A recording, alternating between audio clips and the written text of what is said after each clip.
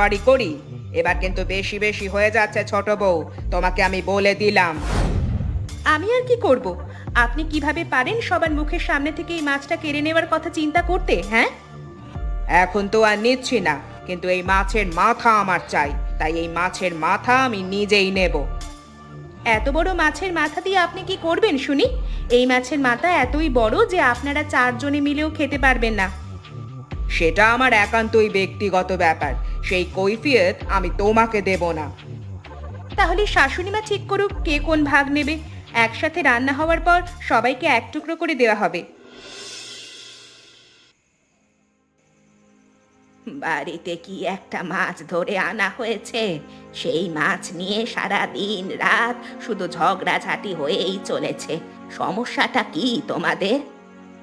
সমস্যা তো আমাদের নয় মা, সমস্যা হলো বড় বৌদির। সে প্রথমে বলল এই সম্পূর্ণ মাছ নাকি তার নিজের চাই।